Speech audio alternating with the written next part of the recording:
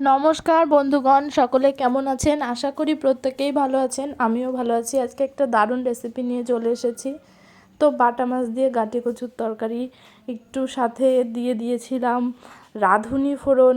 তো আমি কিভাবে এই রেসিপিটা রান্না করছি পুরো ভিডিওটা দেখতে থাকুন এবং সাথে থাকুন, কেউ স্কিপ করে চলে যাবেন না প্লিজ। গাটি কচু কিন্তু আমি কেটে নিয়েছি, সিদ্ধ করে নিইনি, আগেই কেটে নিয়েছি।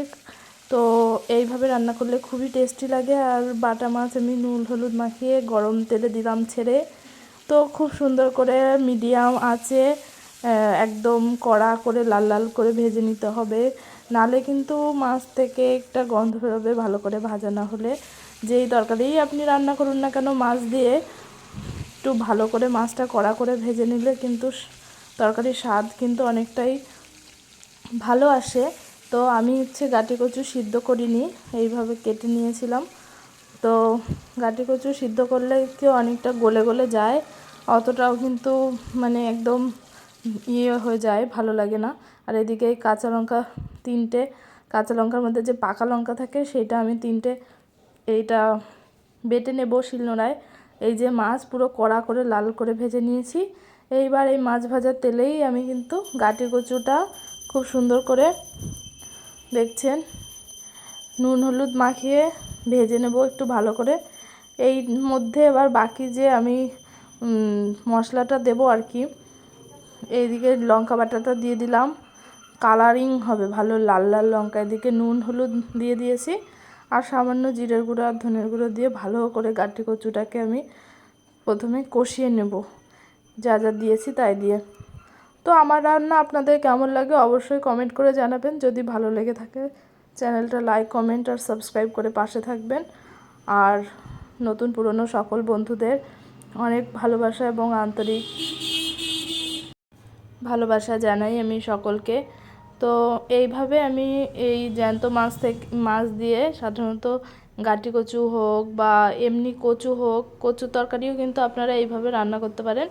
তো কচু হলে সামান্য একটু সিদ্ধ করে ফেলে নিতে হবে, আর গাটি কচু হলে তো সিদ্ধ করার কোনো দরকার নেই। আর এই গাটি কচুগুলো ছিল বর্ধমান ওদিকের কচু, এগুলো খুবই ভালো হয়, খুবই সুন্দর গলে যায়। অনেক গাটি কচু আছে গলতে চায় না, কিন্তু এগুলো খুবই ভালো।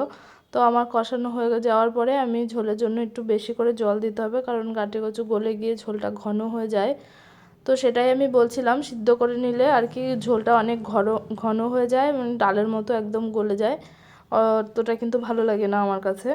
তো এইভাবে কেটে নিলে আর সিদ্ধর আগে তো অতটাও গলে না, একটু গাটিগুলো ভালো থাকে, গোটা গোটা ভালো লাগে খেতে আর কি।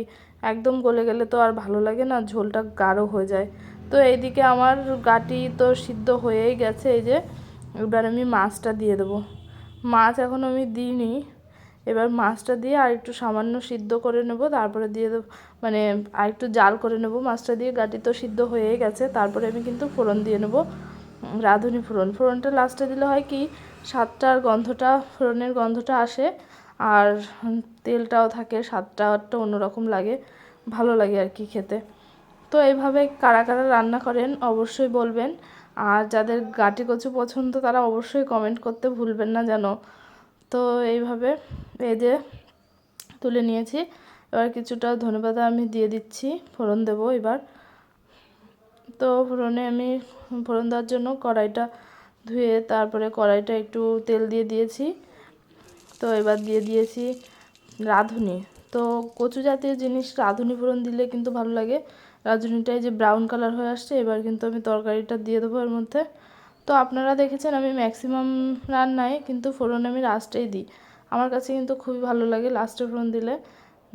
তা এদিকে কথা বলতে বলতে আর প্রসেসিং বলতে বলতে কিন্তু আমার রান্না প্রায় হয়েই এসেছে।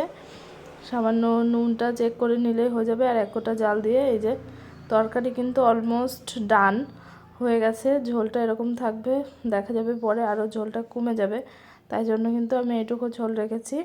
তো আপনারা যদি আরও কেউ ঝোল খেতে পছন্দ করেন আর একটু বেশি ঝোল রাখবেন। তো এই তো অলমোস্ট হয়ে গেছে, তরকারি নামিয়ে নিয়েছি। তো কেমন লাগলো অবশ্যই কমেন্ট করে জানাবেন।